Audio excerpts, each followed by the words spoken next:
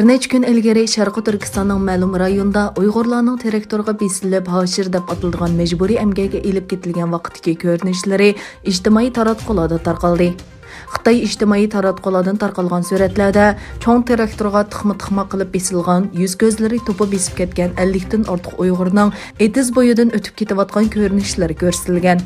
Diqqat qilishga arziydigan shuki, harg'in chiroy va umidsiz ko'ringan bu kishilarning yerimning ko'pragi ayollar edi.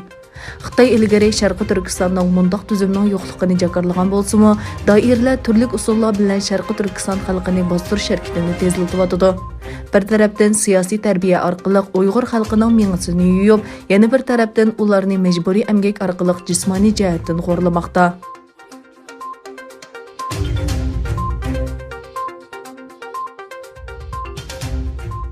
Angliyaning 150 nafar parlament a'zosining qo'l qo'yishi bilan Angliya hukumatı Xitoyning Uyg'urlarga qaratgan ziyonkashligiga qarshi tadbir qo'llanishga chaqirilgan murojaatnoma 19 noyabr kuni bosh ministr Boris Johnson hukumatiga topshirib berilgan.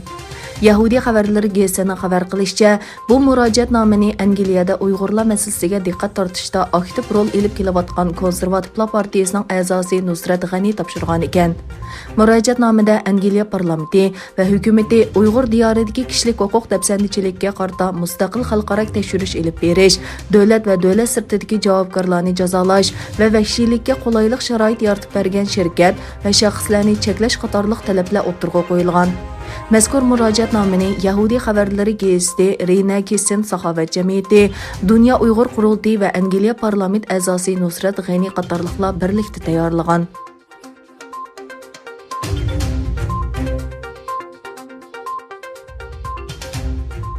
Sharqi Turkiston kishilik huquqni kuzatish tashkilotining bosh kotibi Nuriddin Izbasar boshchiligidagi vakillar o'miki Indoneziyaning Anqarada turishliq bosh elchisi tomonidan qabul qilindi.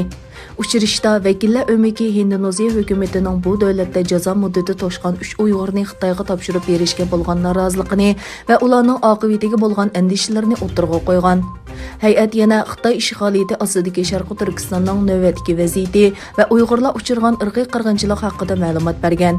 Indoneziya bosh elchisi Lalu Muhammad Iqbal Indoneziya hukumatining bu xil voqealarning yuz berishining oldini olish uchun hukumat amaldorlariga Uyg'urlarning bu masaladagi sezgurligi va umidini yetkazdiganligini bildirgan. Indoneziya hukumatining bu yil sentabrda Xitoyning talabiga binoan 3 Uyg'urni chegaradan qo'g'lab chiqarishi xalqaro matbuotlarda zo'r ta'sir qo'zg'agan edi.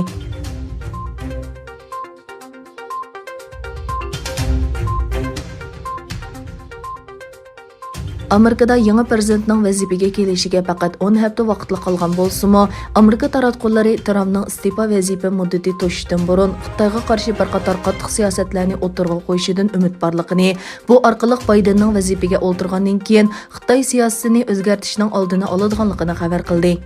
Amerika taratqusi Axios'ning maxsus doklatiga qaraganda, Amerika prezidenti Trump Xitoyga munosabatlik masalalar to'g'risida bir qator qattiq qonun loyihasini ma'qullashi mumkin. Trump hukumatining yuqori darajalik amaldorlari Axios'ga Trumpning o'zining Xitoy masalasiga cho'nqur ta'sir ko'rsatishini umid qiladiganligini oshkorladi. Bu doirada ismini oshkorlashni xohlamagan Trump hukumatining yuqori darajalik amaldori Axios'ga mundaq degan: Trump taxtdan tushishdan ilgari Sharqi Turkiston va Hong Kongdagi kishilik huquqi daxl taruz qilish, Amerikaning davlat bexatarligiga tahdid solish sababli texnik ko'p Xitoy shirkatlari, hukumat tarmoqlari va amaldorlarga jazo yurgizadi.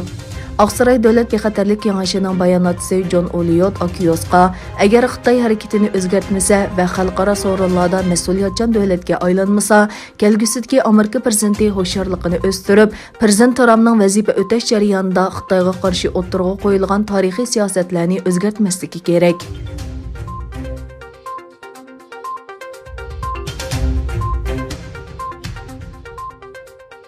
Yevropa İttifaqıga a'zo davlat rahbarlari 2021 yildan 2027 yilgacha bo'lgan 1 milliard 800 million yevroluk xomchot va Xitoy virusining iqtisodiy oqibatiga qarshi tayyorlangan asliga keltirish programmasida birlikka kelolmadi. Yevropa İttifaqıga a'zo 27 davlatning rahbarlari bilan o'tkazilgan sin yig'inidan keyin Yevropa İttifaqı kengashining raisi Charles Michel va Yevropa İttifaqı komitetining raisi Ursula von der Leyen muxbirlarni kutib olish yig'ini o'tkazdi. Vengriya bilan Polsha Yevropa ittifoqining mablag'ini qonun bilan idora qiladigan mexanizm sababidan kelgusidagi xomchot va qutqizish planini rad qilgandan keyin Michel a'zo davlatlarning birlikda harakat qilishi kerakligini, bu planning Yevropa iqtisodining asliga kelishida intayin muhimligini aytdi.